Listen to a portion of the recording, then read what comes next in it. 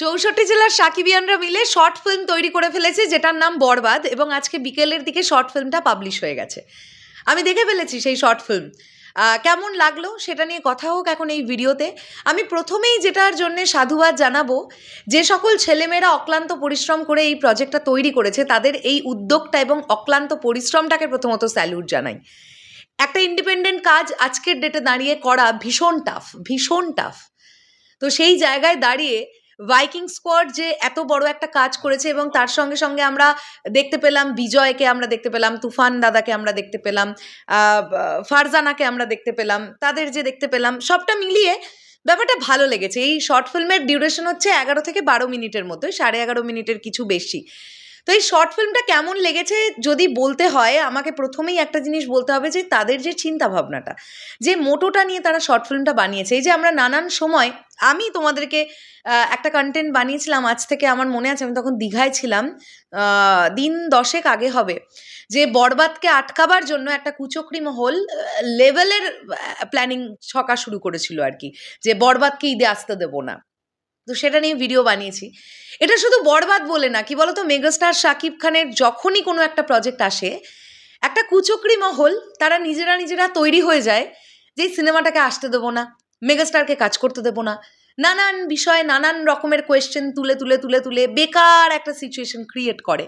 Ultimately তো জিততে পারে না, মানে সাফল্যতা পায় না, কিন্তু করে যায় চেষ্টাটা। তো এই ধরনের কিছু কুচক্রি মহলকে আজকে টার্গেট করেছে এই বরবাদ শর্ট ফিল্মটার মাধ্যমে। আলটিমেটলি মেগাস্টারকে কোনোভাবেই রোখা যাবে না, এইটা তাদের মূল বক্তব্য ছিল এই শর্ট ফিল্মটার।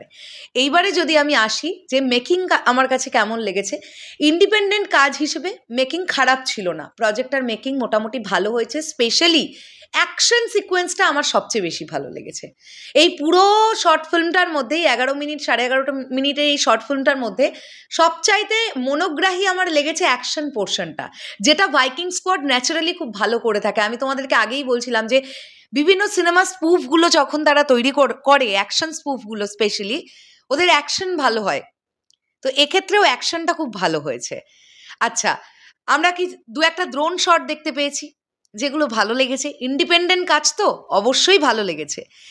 এই যে ছেলেমেয়েরা যে খেটেছে এই প্রজেক্টটা নিয়ে, সেটা বোঝা যাচ্ছে।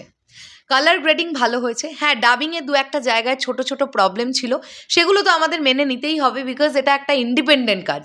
এটা আমরা কখনোই একটা একদম কোনো লুপহোলস থাকবে না, একদম একটা দুর্দান্ত ঝকঝকে একটা কিছু পাবো, এটা আশা করাটাও ভুল। দু একটা জায়গায় ছোট ডাবিংয়ের প্রবলেম ছিল, কিন্তু সেগুলো চোখে পড়ছে না, কেননা এই সাকিবিয়ানদের এই অক্লান্ত পরিশ্রমটা এবং তাদের এই সৎ উদ্যোগটা চোখের সামনে আসছিল বেশি করে। এবং এই পার্টিকুলার শর্ট ফিল্মটাতে একটা পার্টিকুলার ক্যারেক্টারকে খুব ভালোভাবে ফোকাস করার বা ইন্ডিকেশন দেওয়ার চেষ্টা করা হয়েছে, সেটা কে আমরা খুব ভালোভাবে বুঝতে পেরেছি। যিনি একাধারে একজন পরিচালক আবার একজন প্রযোজক, যিনি রিসেন্ট টাইমেও তাকে আমরা সাকিব ভাইয়াকে নিয়ে অনেক কিছু বলতে শুনেছি।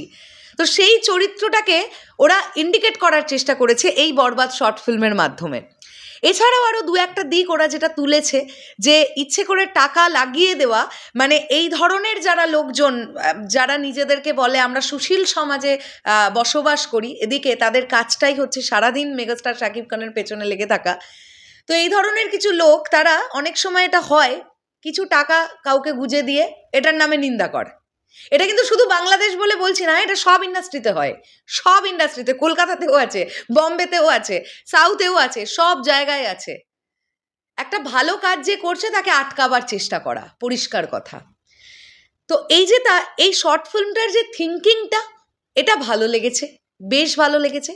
মাঝে মধ্যে যখন ওই ঢাকা থেকে দুবাই জমায় দেব পুরা পৃথিবী, এই পৃথিবী পুরাই, ওই দরদের যে গানটা, ওটা বারবার করে ওই দুটো লাইন আসছিল, সেটা খারাপ লাগেনি, ভালো, বেশ ভালো। এই উদ্যোগটাকে ডেফিনেটলি সাধুবাদ জানালাম।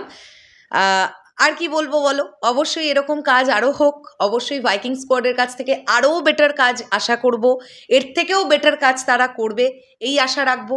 আমি এর আগেও আজকে বিকেলে একটা ভিডিও বানিয়ে বলেছিলাম যে এই প্রজেক্টটাকে সকলে সাপোর্ট করো, সাকিবিয়ানরা শেয়ার করো। এই ধরনের একটা উদ্যোগ নিয়ে কাজ ভালো লেগেছে।